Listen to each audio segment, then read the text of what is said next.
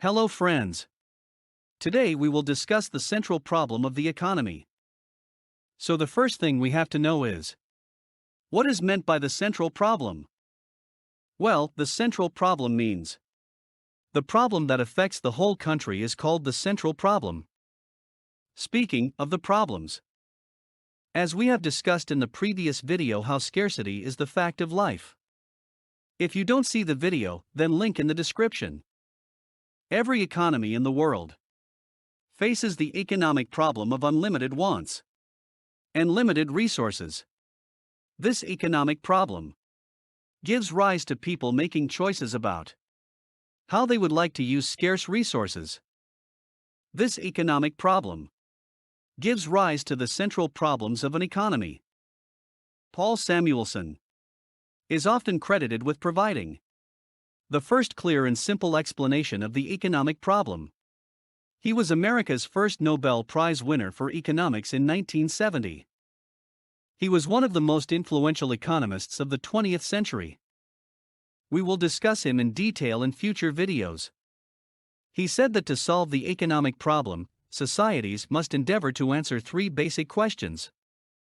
Number 1. What to produce and in what quantities? Number 2. How to produce? And number 3. For whom to produce? These are called central problems because every economy has to face them and seek solutions to them. Collectively, these central problems are called the problem of allocation of resources. Let us discuss each of these central problems in detail. So let's get started.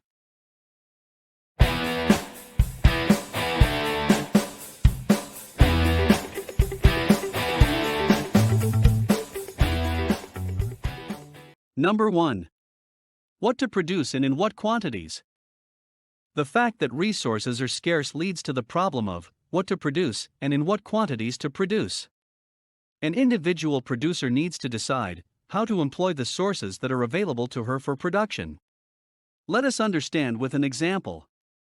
Johnny is a farmer who has a piece of land. He needs to think about what crop he would like to produce on his land. Let us assume that he can grow either sugarcane or wheat. His land is limited, so he needs to choose whether he wants to use the land to produce sugarcane or wheat, or both. Once Johnny has taken this decision, he needs to think about the quantity of the crop that he would like to produce. Like 10 quintals, 20 quintals, or 50 quintals. This problem of what to produce and in what quantities is faced by all economies. An economy needs to choose whether it wants to use its resources to produce consumer goods or producer goods. Alternatively, to what extent should luxury goods be produced in comparison to necessities goods? An economy may also be faced with the question of how many civilian goods and how many defense goods are to be produced. In other words, scarce resources require economies to decide the combination of goods and services they should produce. The problem of what to produce and in what quantities can be solved by the government that decides the allocation of resources in different areas of production. Alternatively, it can be solved based on the preferences of people in an economy and on the price of goods and services in the market. Number 2. How to produce? This economic problem is concerned with the technique of producing a commodity. By technique of production, we mean the different combinations of factors of production that can be used to produce a good. Factors of production are the resources people use to produce goods and services. They are the building blocks of the economy. Economists divide the factors of production into 4 categories: land, labor, capital, and entrepreneurship. Generally, all goods can be produced through different methods of production. Various methods of production require different combinations of factors of production. The techniques of production can be classified into 2 broad categories. Number 1. Labor-intensive techniques. Number 2. Capital-intensive techniques.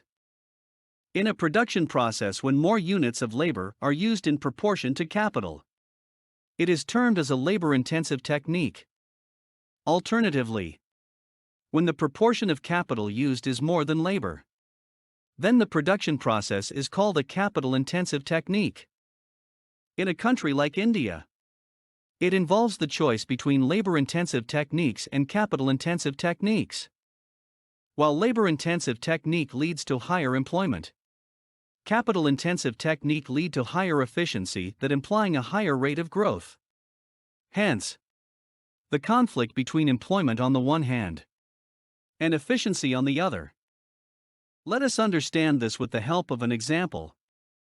In cloth production, cloth can be produced on hand looms or power looms. If hand looms are used, relatively more labor and less capital are employed. This is known as the labor-intensive technique. In the case of power looms, more capital and less labor are required. This is known as capital-intensive. The choice of method will depend on the quantity of goods to be produced and the availability of labor and capital.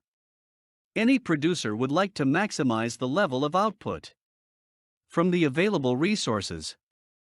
At the same time, cost of using a technique is equally very important. A producer will use the particular technology which is available at the least cost. Number 3. For whom to produce. The problem of for whom to produce relates to how the value of the produced goods of an economy gets distributed among different people. Owing limited resources, an economy cannot produce goods for all sections of the society to the extent desired. Broadly, every economy has two sections of society. Number 1. Rich. Number 2. Poor. Social justice is promoted if more goods are produced for the poor. It would reduce inequality. But there is a hidden cost of doing it. By producing goods for the poor, the profit of the producer would remain low.